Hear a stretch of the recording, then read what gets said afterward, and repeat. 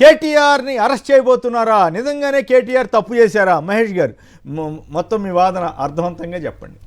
అంటే ఏమిటి ఆయన చేసిన తప్పు ఏంటి అసలు? సరే, ఇప్పుడు ఈ రాష్ట్రానికి ఫార్ములా అనే ఒక రేస్ వచ్చింది. మామూలుగా ఎవరైనా కూడా డెవలప్మెంట్ యాక్టివిటీలోనో ప్రమోషన్లో భాగంగా ఏదైనా తీసుకొస్తే ఎవరు ఎందుకు వద్దంటారు సార్? కాకపోతే అది అప్పుడు రాష్ట్రానికి దాదాపు 600 కోట్ల గుదిబండలాగా మారుతుందని ఒక అంచనా ఉండే, అంటే అప్పు భారంగా. ఆ క్రమంలో అది వచ్చింది, ఆర్గనైజేషన్ నిర్వహించారు. ఈ జరిగిన ప్రాసెస్లో ఎక్కడ కూడా ఇది ఒక సొంతింటి వ్యవహారం లాగా జరిగింది సార్. ప్రభుత్వం అన్నాక మంత్రిమండలి ఉంటుంది, సీఎం గారు ఉంటారు, అధికారులు ఉంటారు, ఒక ప్రొసీజర్ అనేది ఒకటి ఉంటుంది. దానికి విరుద్ధంగా నిన్న ఈ వారు ఏదైతే ఎదుర్కొంటున్నారో హెచ్ఎండిఏ ఆధ్వర్యంలో వారు చేసిన ఇన్స్ట్రక్షన్స్, వాళ్ళు ఏమంటారు, వారు ఏం చేస్తారంటే ఇంత పెద్ద ఈవెంట్ జరిగితే లేదా దీనికోసం ప్రభుత్వ ఖజానా, ప్రజల సొమ్ము కదండి సార్, వీఆర్ ఆల్ అంటే మంత్రులైనా ప్రభుత్వం అయినా ప్రజల సొమ్ముకు కస్టోడియన్గా కాపలాదారుగా మాత్రమే ఉండాలి, అంతేగాని ఇష్టం వచ్చినట్టు తీసి ఖర్చు పెట్టద్దు. అది మనం కాళేశ్వరం విషయంలో, విద్యుత్ కొనుగోలు విషయంలో, కమర్షియల్ ట్యాక్స్ల విషయంలో, ఇంకా చాలా విషయాలు మనం అవన్నీ కూడా చూస్తున్నాం. ఇది ఒకటి ఏంటంటే ఈ 55 కోట్లు ఏదైతే చెప్పబడుతుందో ఈ అమౌంట్ విషయంలో కొంత చాలా వరకు కూడా అవినీతి జరిగిందని ప్రభుత్వం దృష్టికి మేము ప్రభుత్వంలోకి వచ్చినప్పుడు నేను అనేది ఏంటంటే కేటీఆర్ గారు చాలా స్పష్టంగా చెప్పారు, అది పెయిడ్, పలానా సంస్థ పే చేసాం, ఈ ఫార్ములా సంస్థ పే చేసామని చెప్తున్నారు.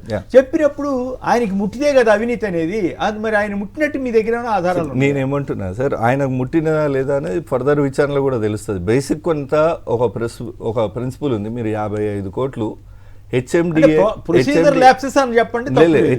కమిషనర్ అంటే అవినీతి కదా సార్.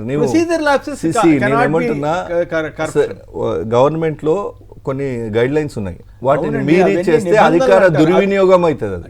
అధికార దుర్వినియోగం అవుతుంది సార్. నేను చెప్తాను, మీరు చూసారు 2 పాయింట్లు, అవినీత, ప్రొసీజర్ ల్యాప్సా. ప్రొసీజర్ ల్యాప్స్ అయితే అధికారులు బాధ్యులు అవుతారు, అవినీతి ఈయనకి ముట్టింది అని మీరు కనుక ఎస్టాబ్లిష్ చేస్తే ఈయన బాధ్యులు అవుతారు. కానీ ఆయన చాలా ఓపెన్గా ఎస్ నేను పే చేయమని చెప్పాను ఆఫీసర్లది, ఆఫీసర్ల తప్పు లేదని ధైర్యంగా, నాకు తెలిసి ఈ మధ్యకాలంలో ఒక ఇష్యూ మీద ముందుకొచ్చి ధైర్యంగా నేనే పే చేయమన్నాను అని చెప్పిన ఏకైక నాయకుడు ఎవరైనా ఉంటే కేటీఆర్ గారే. అది కరెక్టా కాదనేది పక్కన పెడితే మరి ఆయన చెప్పాడు కాబట్టి దాని మీద అంతే ధైర్యంగా కాళేశ్వరం కూడా మేమే పేమెంట్లు చేసాం అది చెప్పొచ్చు కదా. మరి మీరు కేసీఆర్ అడగాలి. ఒకటి, ఫార్ములా రేస్ కంపెనీతో వీళ్ళు చేసుకున్న ఒప్పందం ప్రభుత్వ రికార్డులలో లేదు. ఆ ఒప్పందం ఏందో మాకు తెలియదు. ఇచ్చిన జీవోలో ఒప్పందం జరిగినట్టుగా చెప్పినట్టుగా జరిగిన జీవోలో కూడా ఆ ప్రస్తావన అసలు కేసు ఏందో చెప్తున్నా సార్ బ్రీఫ్ గా. ఇప్పుడు ఆ ఫైల్ ఏది సెక్రటరియట్ కి రాలేదు, దానికి అప్రూవల్ నోట్ ఫైల్ పెట్టే అధికారము హెచ్ఎండిఏ కమిషనర్ గా లేదా హెచ్ఎండిఏ స్పెషల్ సెక్రటరీగా అరవింద్ గారికి అధికారం లేదు. చెయ్యమని ఆర్డర్ చేసే అధికారం కూడా కేటీఆర్ గారికి లేదు. ఎందుకంటే 10 కోట్ల పైన ఏదున్నా అది క్యాబినెట్లో కానీ ఫైనాన్స్ కమిటీ అప్రూవల్లో కానీ జరగాల. ఫైనాన్స్ డిపార్ట్మెంట్ అప్రూవల్ లేదు.